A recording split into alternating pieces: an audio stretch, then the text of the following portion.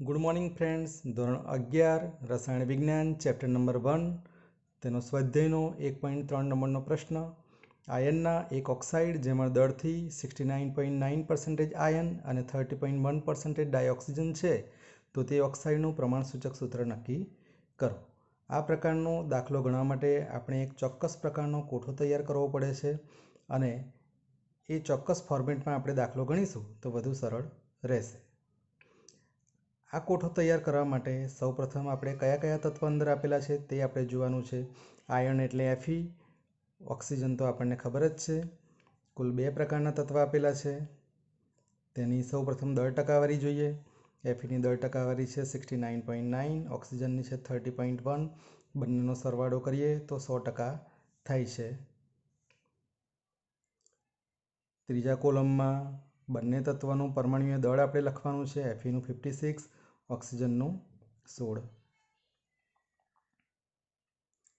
એના પછીના કોલમમાં મોલ સંખ્યા નક્કી કરવાની છે।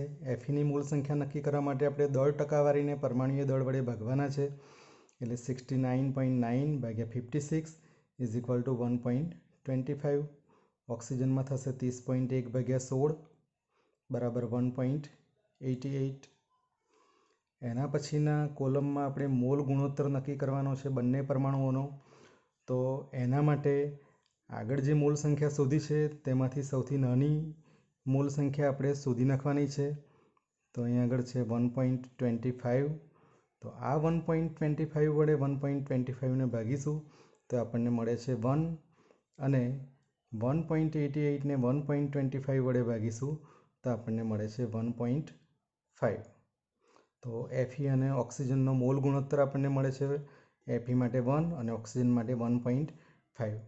અહીં આગળ જો બંને સંખ્યા પૂર્ણાંક હોવી જરૂરી છે અને ક્યારેક અપૂર્ણાંક પણ મળે છે, તો જ્યારે અપૂર્ણાંક હોય તે વખતે યોગ્ય સહગુણક વડે ગુણવું।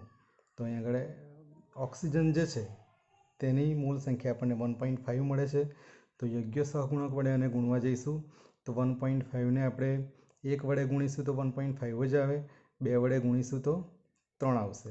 તો એ સાદી પૂર્ણાંક સંખ્યા આપણને ત્યાં આગળ મળી જશે।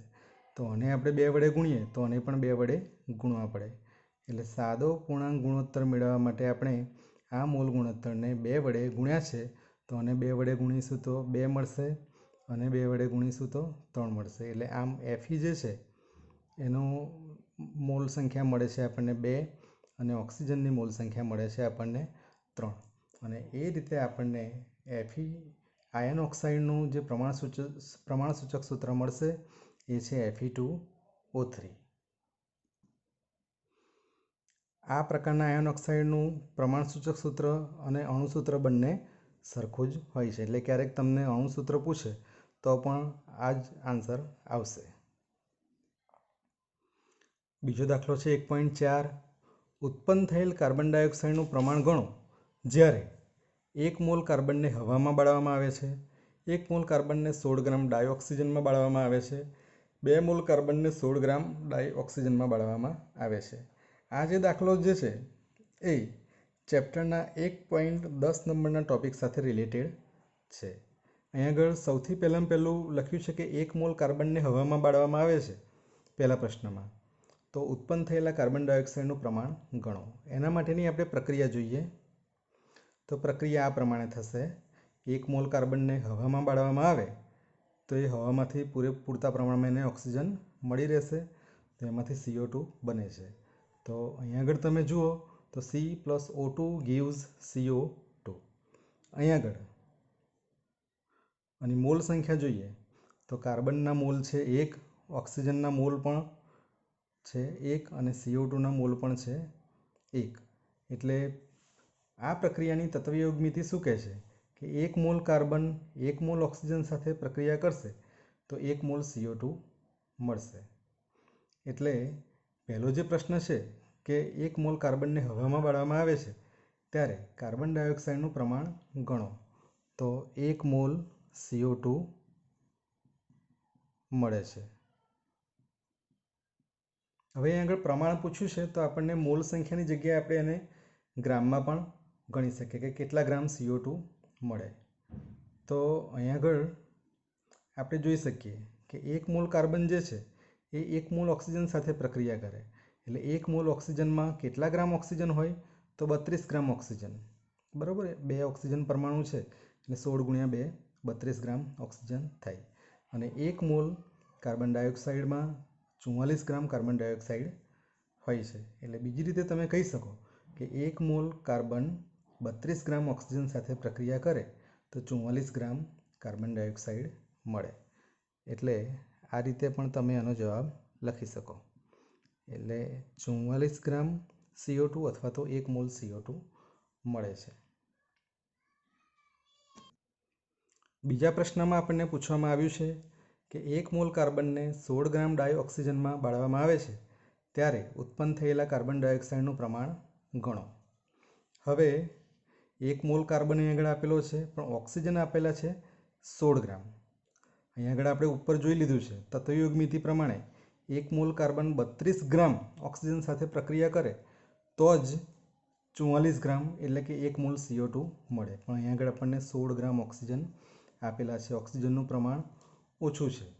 એટલે 16 ગ્રામ ઓક્સિજન જે છે, 32 ગ્રામ ઓક્સિજન 1 મોલ કાર્બન સાથે પ્રક્રિયા કરે તો 16 ગ્રામ ઓક્સિજન કેટલા મોલ કાર્બન સાથે પ્રક્રિયા કરશે? અડધા મોલ. એટલે અહીં આગળ 1 મોલમાંથી અડધો મોલ કાર્બન પ્રક્રિયા મિશ્રણમાં પડ્યો રહેશે.